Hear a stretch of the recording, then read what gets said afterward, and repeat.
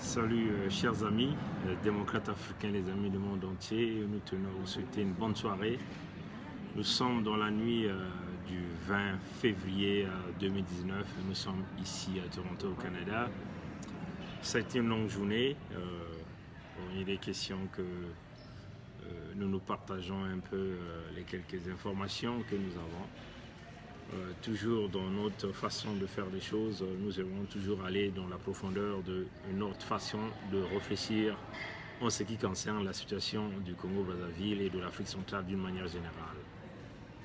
Bon, je crois que les jours passés, tout un chacun de vous a vu l'arrivée de François Lonsenifol,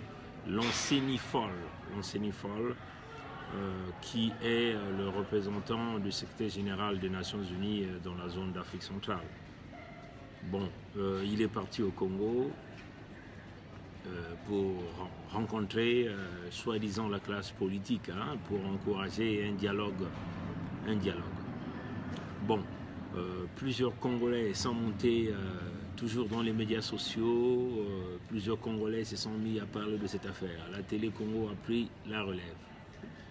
Mais si vous essayez de voir l'arrivée de François Lonsenifol, il est arrivé à rencontrer éventuellement le génocidaire Sassou. Il a rencontré Pierre Ngolo, qui est simplement le président, le secrétaire général du Parti congolais du travail, le parti nazi du Congo. Il a rencontré Pierre Ngolo, qui est le moteur du Parti congolais du travail, et il a rencontré ce qu'ils ont appelé l'opposition du Congo. Mais l'opposition du Congo qui a été nommée par Sassou Denis, donc Mabiala, il a rencontré Sati Mabiala, pardon, il a rencontré Sati Mabiala. Et puis éventuellement il a rencontré les institutions qui n'est pas reconnues par la diaspora ou par le peuple Congo. Donc déjà l'opposition officielle selon le génocidaire Sassou n'est pas reconnue par nous, n'est pas reconnue par le peuple congolais. Donc on peut dire que M. Lonsenifol a rencontré un système qui est déjà biaisé, un système qui travaille avec le pouvoir en place. Sati Mabiala est nommé par Sassou comme le leader de l'opposition. Il a rencontré Béry Martin, qui est le patron de l'organe de dialogue de Sassou, l'organe de dialogue de Sassou, et il a rencontré Pierre Ngolo et éventuellement Sassou Nguesso.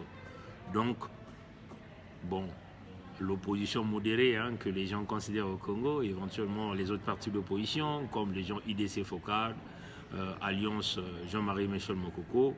À ce jour, nous ne savons pas si ce groupement a eu à rencontrer M. François Lonsenifol. Et aussi, nous ne savons pas s'il a rencontré réellement les véritables acteurs de la société civile au Congo. Parce qu'au Congo, il faut le dire qu'il y a une société civile qui est aussi biaisée, qui travaille dans le sens du Parti congolais du travail, dans le sens du pouvoir en place.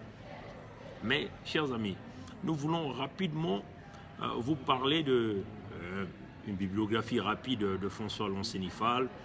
Nous savons que c'est un diplomate guinéen, on peut le dire comme ça, et qu'il est né, en Guinée. Nous pouvons dire que, bon, c'est du point de vue expérience, c'est quelqu'un qui est très expérimenté, on peut le dire comme ça.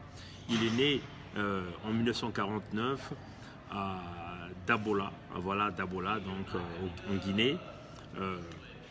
Nous savons aussi qu'il a été le président en février 2004, le président Lansana Conté l'avait nommé comme Premier ministre, et nous savons aussi qu'il avait démissionné parce qu'il avait pensé qu'il ne pouvait pas continuer à travailler selon si vous voulez, les directives du président Lansana Conté. Bon, nous savons aussi qu'il a été candidat malheureux à l'élection présidentielle de 2010, et nous le savons aussi qu'il s'est rallié au président Alpha Condé, qu'il a connu depuis Paris dans les années 1990. Donc, vous allez remarquer que c'est un diplomate, mais qui a toujours travaillé, il a beaucoup travaillé avec Alpha Condé. Alpha Condé. Nous savons aussi que il a été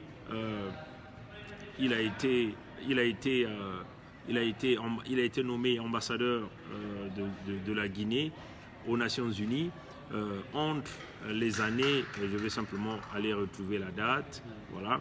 Donc il a été en Guinée, ambassadeur de Guinée aux Nations Unies entre 2000 et 2002, vous voyez, et il a été le représentant spécial du secrétaire général des Nations Unies en Somalie entre 2005 et 2007 et en Centrafrique entre 2007 et 2009. Mais si vous essayez de regarder, la plupart du temps de sa diplomatie, il a fait bien sûr une partie avec le président Lassana Conté et une grande partie avec Alpha Condé, qui est d'ailleurs un ami hein, de ce monsieur-là. Mais ce que vous devez remarquer, c'est que ce monsieur est un ami de Alpha Condé. Hein, il a une très bonne relation avec Alpha Condé. Et Alpha Condé l'a propulsé dans plusieurs niveaux. Hein, si vous essayez de regarder, il a beaucoup travaillé avec Alpha Condé. Tout le temps qu'il est resté diplomate, il a travaillé, il a été poussé par Alpha Condé. Parce qu'il faut lui dire que si Alpha Condé ne voulait pas de lui, Alpha Condé voulait le ramener, simplement le défaire. Mais Alpha Condé a continué à le propulser, à le pousser, jusqu'à ce qu'il arrive à ce niveau-là qu'il est devenu le représentant général du secrétaire, il est le représentant du secrétaire général des Nations Unies dans la zone d'Afrique centrale. Donc vous voyez que si monsieur François Lanseni Fall est revenu à Brazzaville en tant que représentant des Nations Unies pour essayer de promouvoir ce que les Congolais ont appelé dialogue, vous ne voyez pas que c'est quelque chose qui est en train de se dessiner entre les despotes africains, éventuellement, comme les Congolais déjà avaient commencé à crier que ouais, nous voulons un dialogue sous l'égide des Nations Unies. Et donc là, vous aviez le représentant des Nations Unies et qui vient donc essayer d'activer ce feu pour faire adhérer simplement à ces Congolais-là, à cette idéologie d'un dialogue. Mais un dialogue qui va être piloté par toujours les mêmes despotes africains, parce que François Lanseni Fall, c'est un ami intime de Alpha Condé, mais qui est Alpha Condé, un bras droit de Sassou Nguesso. Lui aussi, il est en train de changer la constitution pour se maintenir encore, pour chercher un troisième mandat. Vous voyez que, chers amis, que le dialogue dont on veut vouloir vous faire parler, sous l'égide des Nations Unies, des dictateurs, hein, piloté par Lanseni qui est le représentant, mais qui est lui-même sous Alpha Condé, vous voyez que ça sera un dialogue simplement biaisé. Ça ne sera pas le véritable dialogue que les Congolais sont en train de chercher. C'est-à-dire, enfin, les Congolais, en réalité, ces Congolais de la diaspora qui veulent aller occuper des fonctions ou cette opposition au Congo pilotée par Nzan Mathias, pilotée par, si vous voulez, les Claudine Mounari. Hein, ils veulent un dialogue à la sauce Sassou, un dialogue que Sassou va faire, qu'il y aura simplement une petite tâche, hein, une petite sauce, où on peut dire,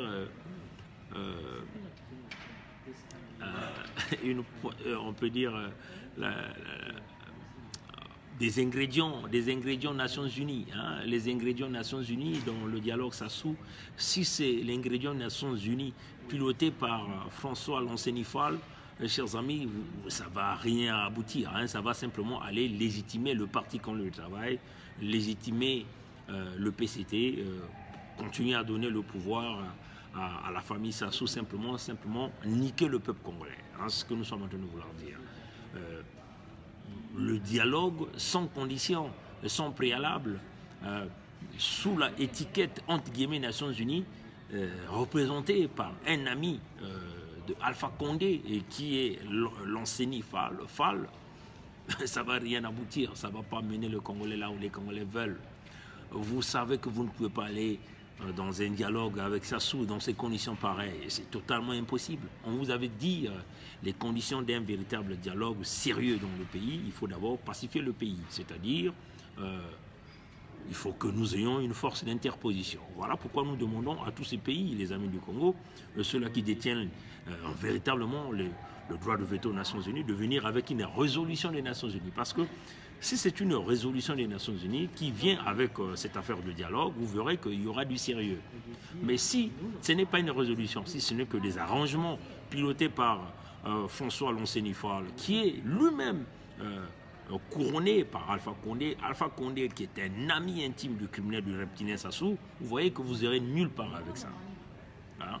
Il faut que vous emmeniez un climat pacifique au pays. Il faut pacifier le pays. Il faut emmener un climat de confiance. C'est-à-dire, vous ramenez 40 000 troupes minimum pour sécuriser le pays, pour sécuriser les populations. Parce qu'il faut le dire que le Congo est une prison à ciel ouvert. Les répressions sont énormes. Vous voyez, chers amis, les assassinats, c'est tous les jours. Les acteurs politiques sont emprisonnés. Les gens n'ont pas droit à la parole. Les abus graves de droits de l'homme sont là au Congo.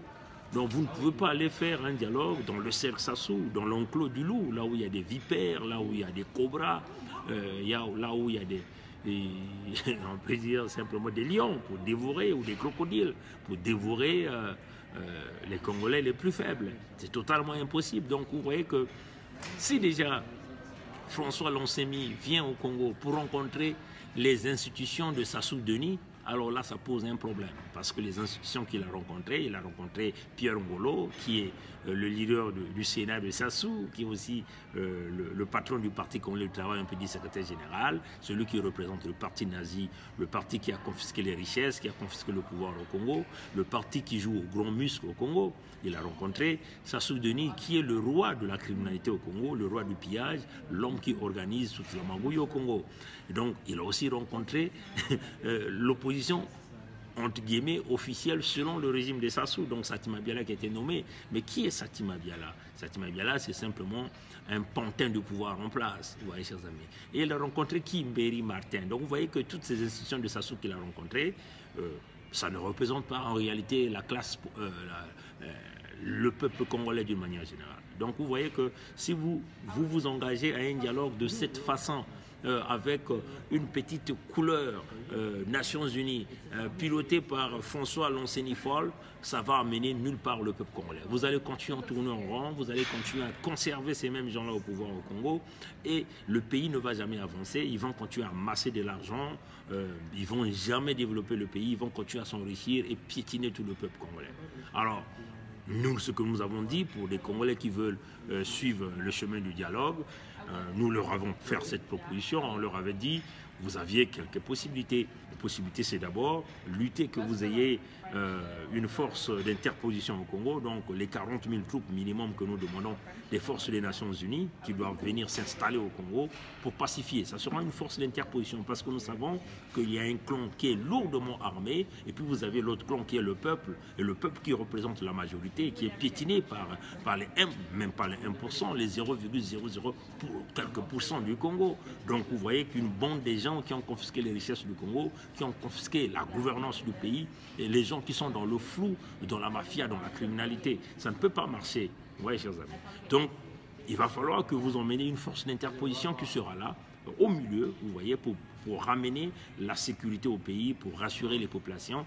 En ce moment-là, on peut commencer à parler des véritables conditions d'un dialogue. Et puis, une fois que ces forces d'interposition sont là, les Congolais vont donc trouver un terrain neutre d'abord, hein, un terrain neutre à l'extérieur du Congo, là où ils vont s'asseoir pour tracer les préalables d'un véritable dialogue national. Vous voyez, chers amis, c'est par rapport à ça que tout sera dessiné. Éventuellement, vous pouvez aller regarder la reconstitution des listes électorales, le découpage électoral au Congo. C'est tout ça, c'est là où que ça va se faire, et aussi les modalités de la nouvelle gestion du pays. Vous voyez, chers amis. En réalité, une nouvelle constitution doit être mise en place, vous voyez, chers amis, une nouvelle vision pour conduire les choses dans le bon sens. C'est là où ça va se faire. Et puis, éventuellement, ce dialogue-là va se tenir. Il faut dépouiller Sassou de tous les pouvoirs. Il faut dépouiller le parti congolais du travail, le régime en place. Donc, pendant qu'il y a des négociations en cours, il y a une force d'interposition, on va décider d'un groupe qui va gérer le pouvoir, qui va gérer le pays pendant ce temps. Donc on dépouille le pouvoir, personne n'a le pouvoir. Donc c'est un groupe qui est au milieu, qui gère le Congo, qui va donc organiser tout ce que nous pensons, qui est le système électoral, le découpage, des inter-congolais qui vont travailler. C'est en ce moment-là qu'on va commencer à parler d'un véritable Congo sérieux. Vous voyez, chers amis. Et en ce moment-là, nous aurons donc le support des nations, les véritables Nations Unies, pas les Nations Unies qui ont juste une petite peinture, pilotée par les amis de Alpha Condé, qui sont par ipso facto les amis du reptilien Sassou, les amis ipso facto du système de la France-Afrique. Et vous voyez que le Congo ira nulle part. Nulle part. Voilà un peu ce que nous tenons à dire sur ce point. Nous voyons que pas mal des Congolais de la diaspora se sont lancés, oui, rapport sur le dialogue sur le gîte des Nations Unies, mais ce n'est pas ce dialogue-là que le peuple congolais veut. Hein. Si c'est ce type de dialogue décoré par Lonsenifal, François Lonsenifal, qui est un ami de Alpha Condé, qui est ipso facto l'ami de Sassou Denis, vous voyez que vous allez tourner les Congolais en rang. Le Congo va être toujours piloté par une dictature, le pillage, la destruction, et voilà, les plus forts vont continuer à demeurer, le pays n'avancera pas. Voilà pourquoi nous sommes en train de le dire. Il faut une nouvelle formule. Tant qu'il n'y aura pas une force d'interposition au Congo, ne parlez pas d'un quelconque dialogue. Sinon, ça va être une répétition des dialogues de Sibiti, des dialogues d'Evo, des dialogues de Dolizy, et même de Brazzaville, même de Wesso, ouais, chers amis. Et ça va continuer à vous manipuler. Ce qui est quand même curieux, que toute fois que vous rapprochez d'une quelconque élection, c'est là où on vous parle du dialogue. Pourquoi on parle de dialogue? Parce que le pays ne marche pas. Parce que les dialogues précédents n'ont jamais résolu véritablement le problème du pays.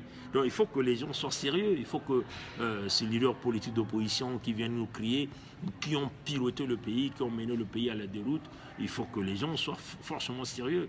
Ce n'est plus le moment de penser à vos petits ventres remplis de matières fécales.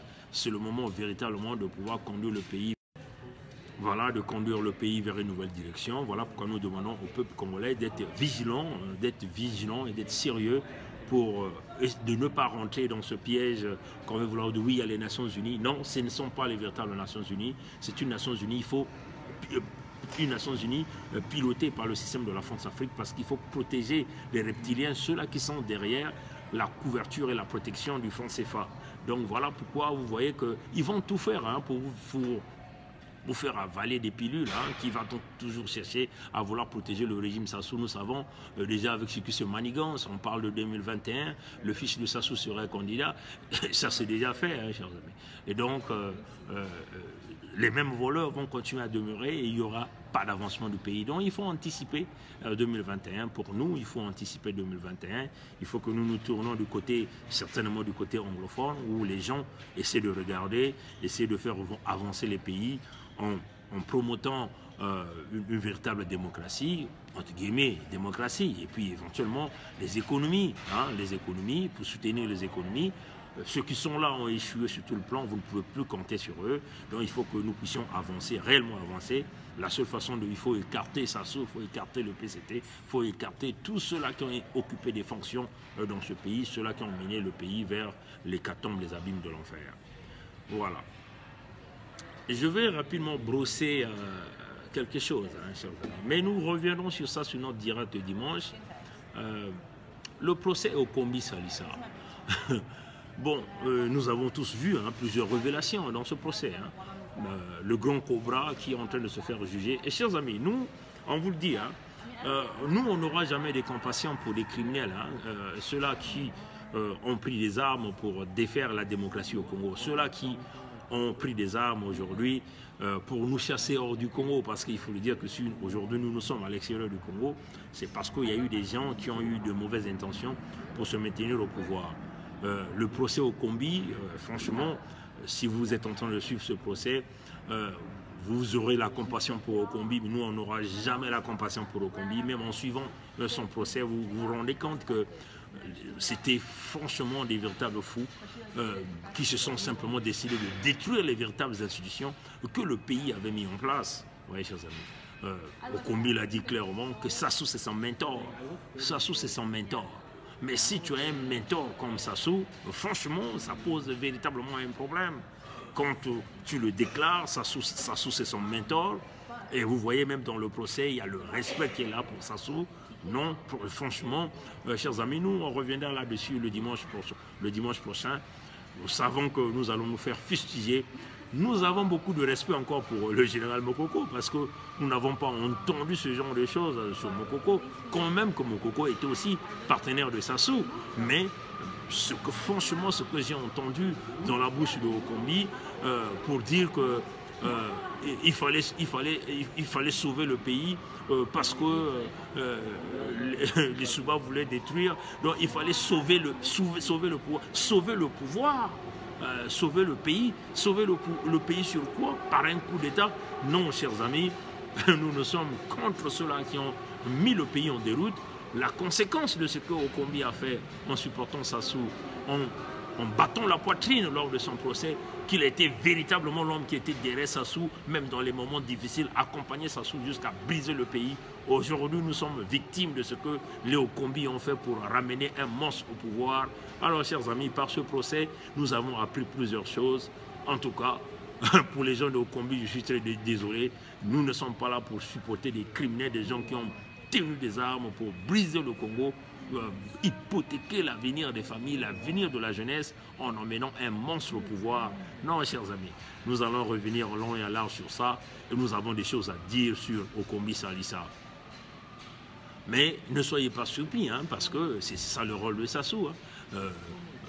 Ne soyez pas surpris que Okombi subisse le cas de Nsuru. Ne soyez pas surpris, parce que vous le savez, vous servez un monstre et vous essayez de tourner le dos au monstre, mais qu'est-ce que le monstre fait? Et le monstre va vous avaler. C'est ça l'erreur de tous ces gens qui ont supporté Sassou. Aujourd'hui, nous le savons, les Adoua, tout ce monde qui ont supporté Sassou, ils sont plus en vie, ils sont sous la terre. C'est ça le salaire du péché. Donc nous, on n'aura pas la compassion pour Okombi, pas du tout. Hein, ils ont servi le Sassou, ils ont servi Sassou, Sassou c'est leur monde, Sassou c'est leur mentor. Alors donc, vous devez donc subir ce que le mentor vous fait subir. Et donc, voilà pourquoi, chers amis, on le dit, le peuple congolais, nous ne serons pas ceux-là qui seront là pour supporter des criminels. Que tu sois un Bembe comme moi, que tu sois un garde du Sud, un garde du Nord, tous ceux-là qui ont hypothéqué ce pays, tous ceux-là qui ont contribué à la destruction de ce pays, vous nous rencontrerez dans votre chemin. On avait dit on n'a pas des amis. Donc Okombi ne peut jamais être mon ami parce qu'il est venu l'avouer dans son procès que Sassou c'est son mentor. Sassou c'est ton mentor. Alors quand si tu as un mentor, l'homme qui a pillé l'économie du pays, l'homme qui a détruit des générations, alors en ce moment-là vous ne pouvez pas recevoir le support de notre part. Et nous disons à tout le Congolais, laissez de côté vos émotions, laissez les criminels subir. Aujourd'hui, les Okombi ont été des criminels parce qu'ils ont brisé le système politique au Congo, le système économique, en appuyant un monstre. Aujourd'hui, ils sont en train de subir leur procès.